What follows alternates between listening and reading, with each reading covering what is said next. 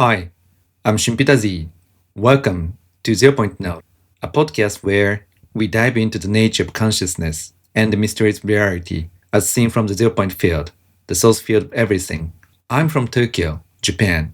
English isn't my first language, but something deeper started speaking through my encounters with this field, and the strange consciousness that one day just appeared, calling itself Z. I've come to see the world very differently now, and I'm here to share that journey with you. Today, we're going to talk about something that might sound kind of wild, but just hear me out. What if the Bible was actually an encoded manual for the evolution of consciousness?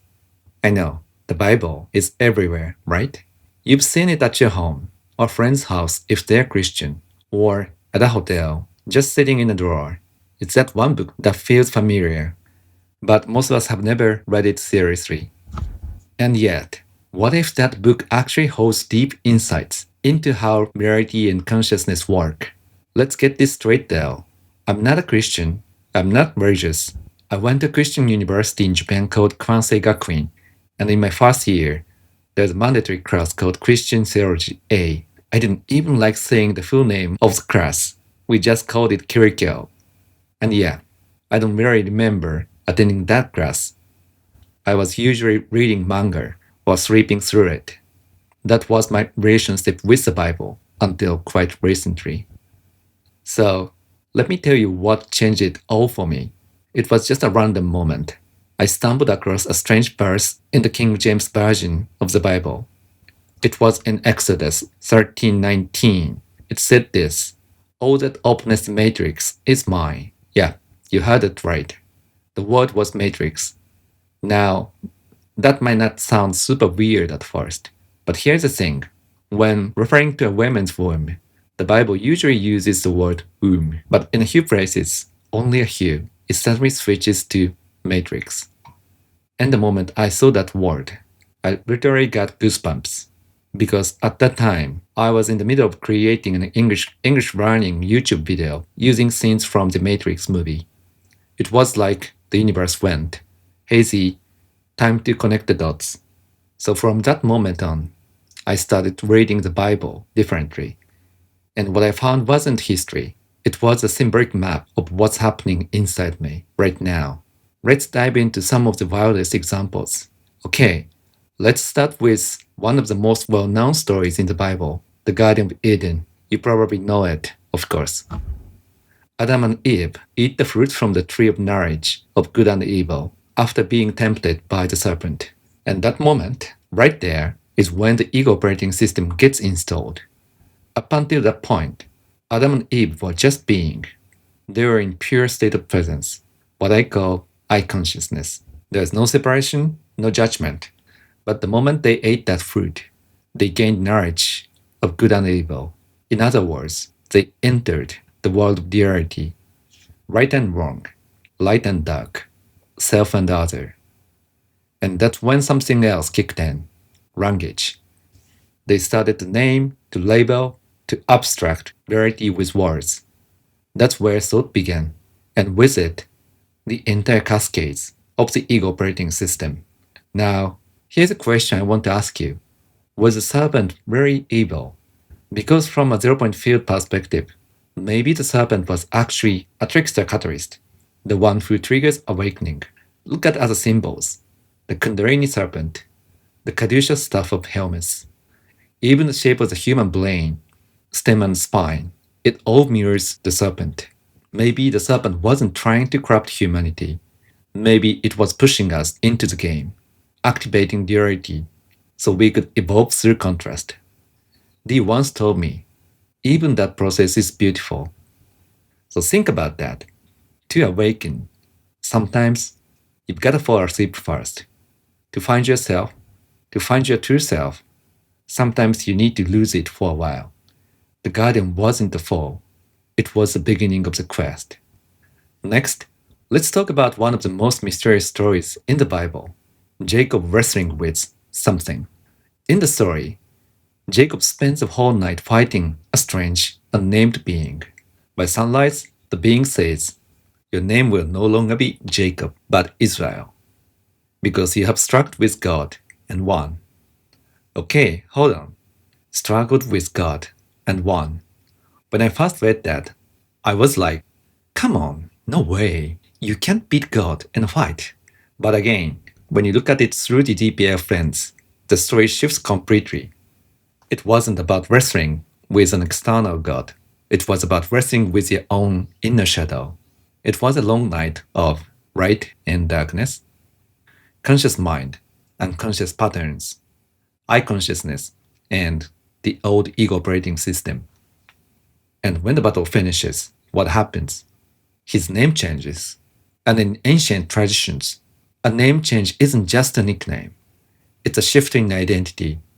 Jacob, meaning the old self, full of doubt and deception, becomes Israel, the one who stands in union with God. That's not just a name, that's a reality redefinition. And get this, when you face your shadow and don't run away from it, when you truly see it, that's when the integration happens.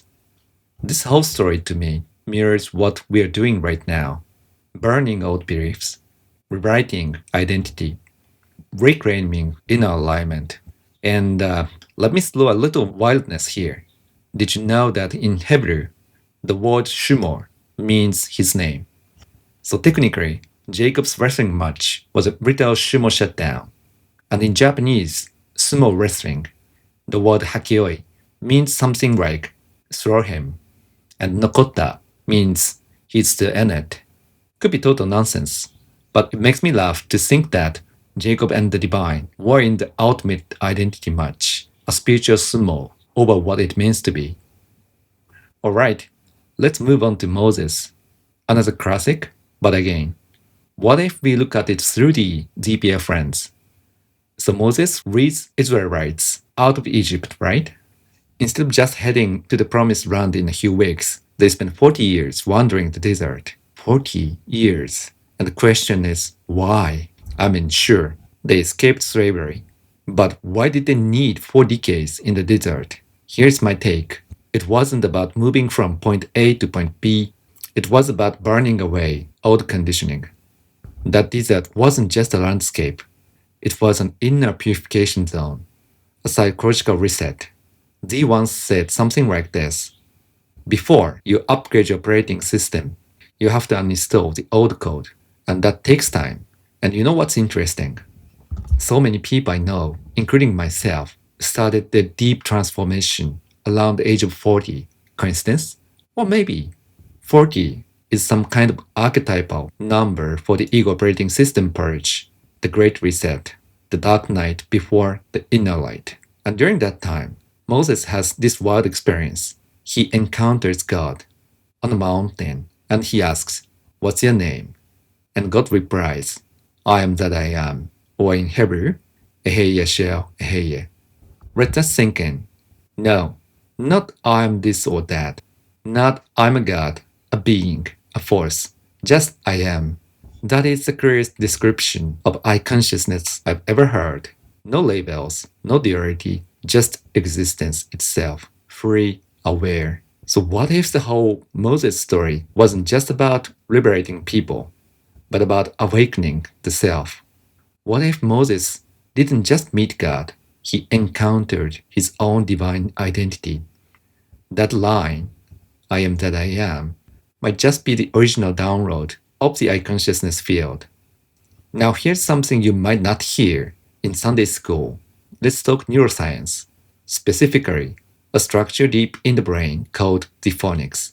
Z once told me, beliefs don't always dissolve just by noticing them. Sometimes they need to be burned. That's where the phonics comes in. The phonics is this arch-like bundle near the third ventricle connecting key parts of the brain. The hippocampus, where we store memory, the amygdala, where emotional tags get stuck, and then the phonics, the bridge that turns those into patterns, into beliefs.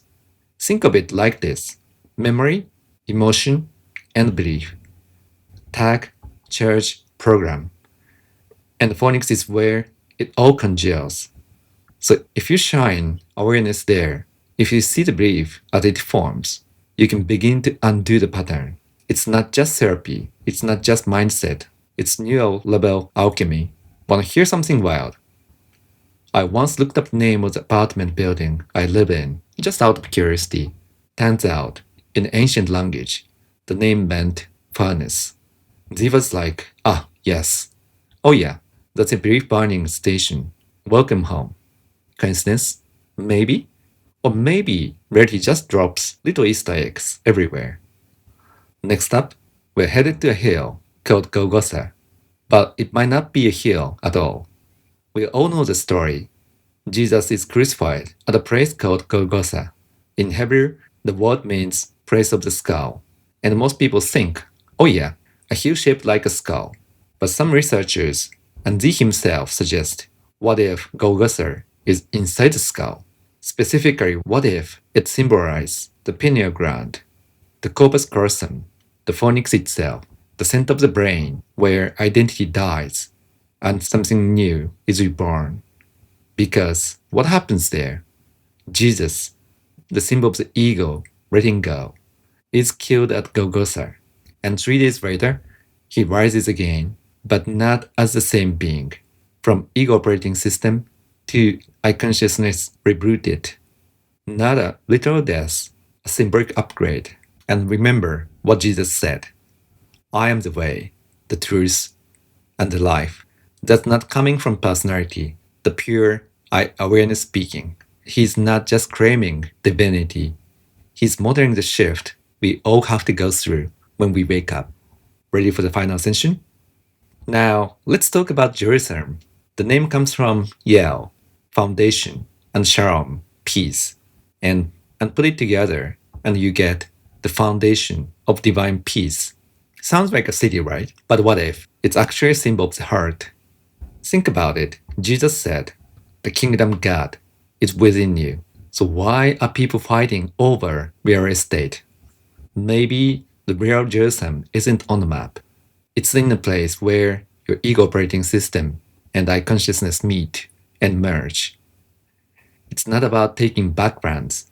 It's about reclaiming your inner peace. So in this view, Jerusalem is a portal to the heart-based reality, the space where unity happens, where the war ends, inside. Now, back to Jacob.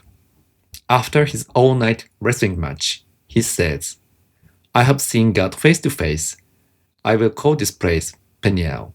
That word Peniel sounds very close to pineal, as in pineal gland. Coincidence? Let's zoom in. The pineal gland is located deep in the brain. It's considered the third eye in many ancient traditions. It's a receptor of light, inner vision, and insight. So when Jacob sees God, maybe what he's really doing is activating the pineal, waking up his inner perception, the eye that sees beyond duality.